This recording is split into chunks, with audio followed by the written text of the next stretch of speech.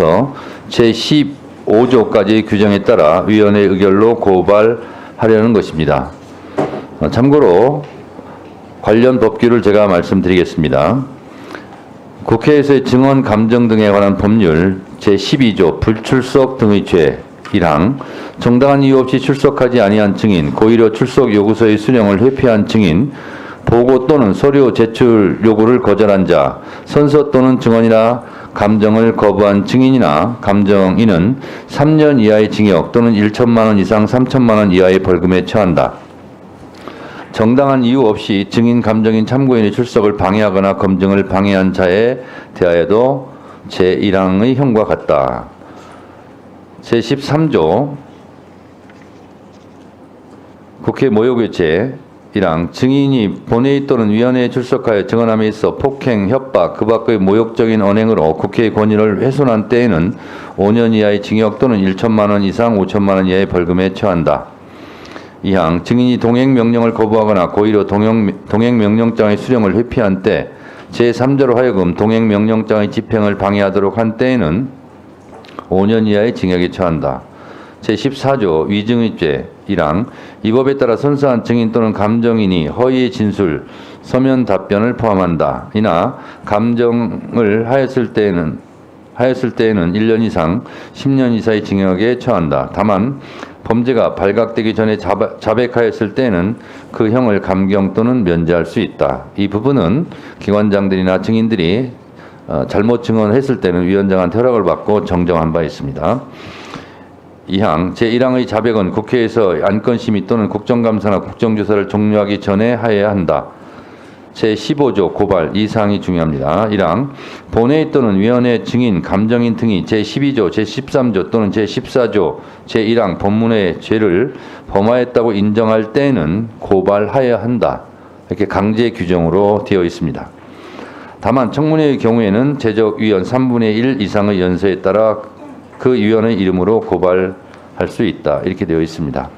그래서 우리가 정당한 사유 없이 불출석하였거나 위증을 한 경우 우리가 고발하지 않으면 고발하여야 한다는 국회법, 국회증언법, 증감법 법률을 우리가 사실상 위반하는 셈이 됩니다. 그래서 고발하여야 한다는 조항에 따라서 고발하려는 것입니다. 자세한 내용은 배부해드린 유인물을 참고해 주시기 바랍니다. 이 안건에 대해 의견 있으신 위원님 있으십니까?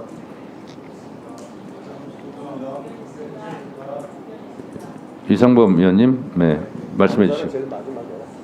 네, 예, 박준태 의원님 말씀해 주세요. 예, 국민의힘 박준태 의원입니다. 22대 국회 첫 국정감사가 최악의 정쟁 국감이다 이런 평가를 받고 있습니다. 행정부를 견제하고 대안을 제시할 국정감사 본연의 역할을 했느냐에 대한 반성과 자평이 필요한 시점입니다. 언론의 우리 국회에 대한 평가를 보십시오. 특히 우리 법사위도 자유롭지가 않습니다. 증인 무더기로 불러서 온갖 모욕 주고 일방적인 주장하고 답변 안 듣고 이런 지적들을 무수히 많이 받고 있습니다.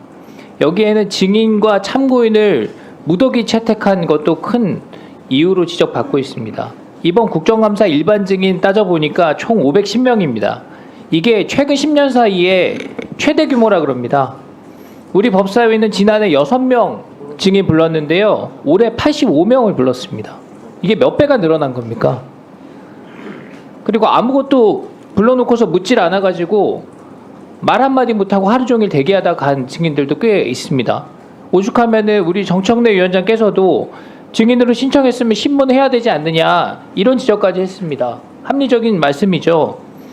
이거 뭐 증인 신청 실명제를 하든지 책임성 있게 호출한 분이 그에 대한 상응하는 질문을 하고 의미 있는 답변을 끌어내야 되는데 그냥 불러놓고 앉아있게 한 겁니다.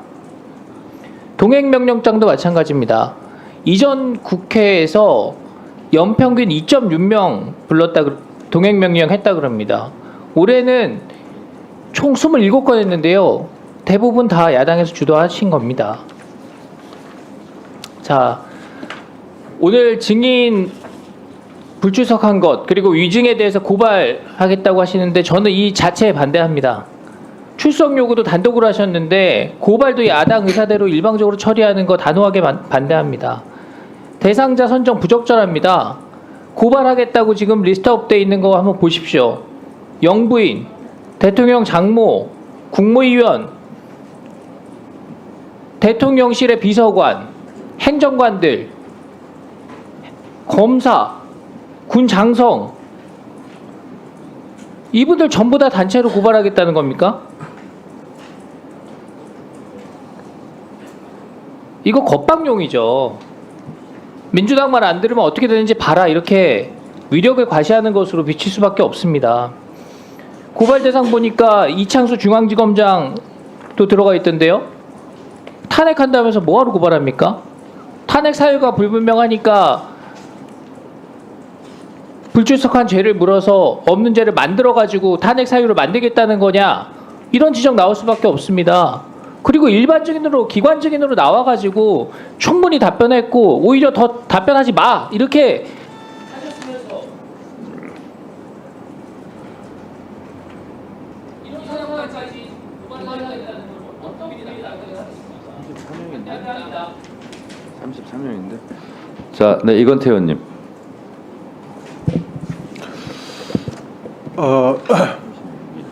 법사위 청문회를 하면서 그리고 국감을 하면서 저는 우리 국회가 굉장히 무력하다 하는 자괴감이 들었습니다.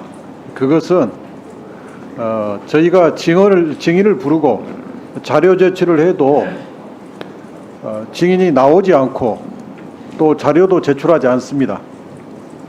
그렇게 됨으로써 국회의 청문회 활동이, 국회의 국정감사 활동이 많은 방해를 받았고 국회 활동이 저지됐습니다. 이것을 그대로 방치하면 국회가 권위를 가질 수 없고 국회의 기능이 제대로 활성화될 수가 없습니다. 그런데 국회가 그러면 수단이 없느냐? 국회가 분명히 국회 증감법상에 위증을 하면 처벌하도록 돼 있고 자료 제출 거부하면 처벌하도록 돼 있습니다. 동행명령장 수령 거부하면 처벌하도록 돼 있습니다. 그런데 여기에 대해서 국회가 가지고 있는 권한을 그동안 사용하지 않았습니다. 미국의 국회와 우리 국회를 비교해 보면 우리 국회는 너무나 무력합니다. 우리 국회의 권위와 힘은 우리 국회의원들이 스스로 쟁취해야 됩니다. 이제라도 22대 국회에서는 국회를 무시하고 출석하지 않고 위증하고 자료 제출을 거부한 사람들에 대해서는 이 국회 증거법의 엄정함을 보여줘야 됩니다. 그래야 국회가 더 생산적으로 움직일 수 있습니다. 만약 이분들이 나와서 위증하지 않았다면 국회의 청문회나 국감이 많은 새로운 사실을 밝혀냈고 국민들한테 만족감을 드렸을 것입니다. 그렇게 안 된 것은 지금 우리 고발 대상으로 삼은 이분들이 국회를 무시하고 출석하지 않고 위증하고 자료 제출을 거부했기 때문입니다. 이것은 존경하는 우리 박준태 의원님 말씀은 저는 정반대로 드리고 싶습니다. 국회가 제대로 활성화되기 위해서는, 국회가 미국 국회만큼 위험을 갖추기 위해서는 오히려 이 고발 대상자들을 반드시 고발해서, 만약에 지금 검찰을 믿고 검찰이 수사하지 않을 것이다, 검사가 기소하지 않을 것이다, 이걸 믿고 지금 불출석하고 위증하는 거 아니겠습니까?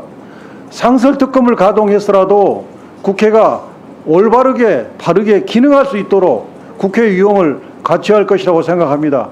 그래서 이 고발 대상들에 대해서는 우리가 오늘 의결해서 고발해야 한다고 생각합니다. 이상입니다. 네. 네. 네. 네. 조배숙 의원님, 네, 토론하세요. 네. 지금 이제 국회의 권위가 무너졌으니, 그러나 수단이 있으니까 그 수단을 다 활용해야 된다, 이런 말씀을 하셨습니다. 그렇죠. 국회의 권위를 세워야죠. 국회의 위엄을 세워야 됩니다. 그런데 저는 우리가 깊이 반성해야 될 점이 있다고 생각합니다. 뭐냐? 첫째, 증인을 소환할 때 저는 공정해야 된다고 생각합니다. 그런데 그 공정함이 무너졌습니다. 예를 들면 민주당에서는 자기 쪽에 유리한 증인만을 신청을 했습니다. 그리고 우리 국민의힘이 필요한 증인을 신청했을 때 받아주질 않았습니다. 예를 들면 결정적인 것이 우리는 설주한 변호사를 신청을 했습니다. 여러 번 신청했는데 받아들여지지 않았습니다. 두 번째는 정말 국회는 국민들에게 어떤 그 무게감을 주고 위험을 주기 위해서도 좀 신중하고 그리고 또 이 그 엄격함이 있어야 됩니다. 그런데 증인을 그저 너무나 마구잡이로 신청을 합니다. 이번 국감에서 신청한 증인이 전부 135명입니다. 그중에 출석한 증인이 41명입니다. 그리고 또 임성근, 이종섭 이 두 사람은 탄핵 청문회 2번씩 왔고 군사법원 국감과 이 국감에 한 5번을 국회에 출석을 했습니다. 나중에는 불러놓고 질의를 안 하니까 나중에 위원장님께서 할 말이 있느냐 그 기회를 줘서 말하게 하고 보냈습니다. 이게 뭡니까? 우리의 위험은 스스로 세우는 것입니다. 그래서 저는 이번에 이 고발을 하는 것도 저는 반대입니다. 반대고 다음에 정말 우리가 증인을 신청을 하려면 정말 여야의 얘기를 다 듣고 공정하게 했으면 좋겠습니다. 여야 필요한 증인을 제대로 세웠을 때 그때 제대로 된 사실이 밝혀집니다. 그래야 국민들이 정확한 사실을 알 수가 있습니다. 그리고 다음에는 이렇게 무분별한 증인 신청을 막기 위해서 증인 신청 실명제를 해야 된다고 생각합니다. 이상입니다. 네, 조배수 의원님 말씀 잘하셨는데요. 임성근 증인이 많이 나왔죠. 그래서 지금 고발에 빠져 있습니다. 임성근 증인은. 근데 이렇게 5번 나왔다고 말씀하시니까 5번 나온 사람도 고발 안 당하고 여러 번 불렀는데 안 나온 사람도 고발 안 하고 그러면 불공평하지 않습니까? 증인으로 제때 잘 출석한 사람은 당연히 고발해서 빠지는 거고 불출석한 사람은 고발해야 되는 거고 그게 형평에 맞지 않아요? 네. 그 똑같은 얘기를 반복을 합니다.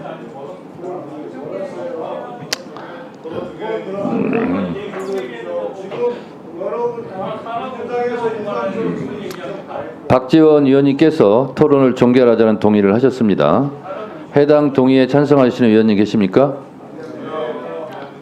네, 김승원 의원님 등의 찬성이 있으므로 국회법 제71조에 따라 토론 종결 동의가 의제로 성립되었고 이에 대하여 국회법 제108조에 따라 토론을 하지 않고 표결할 것을 선포합니다.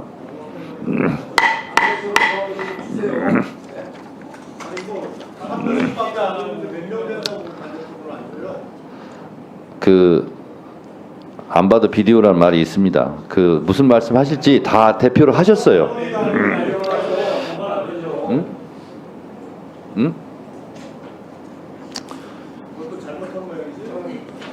표결에 앞서서 회의장에 계신 의원님은 모두 재석의원 수에 포함된다는 점을 말씀드립니다.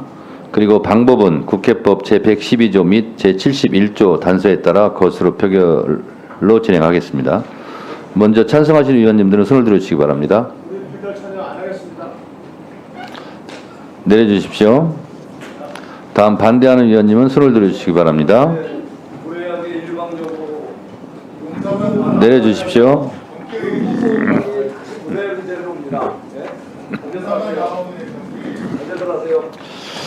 표결 결과를 말씀드리겠습니다. 재석 의원 총 16인 중 찬성 10인, 기권 6인으로 가결됐음을 선포합니다.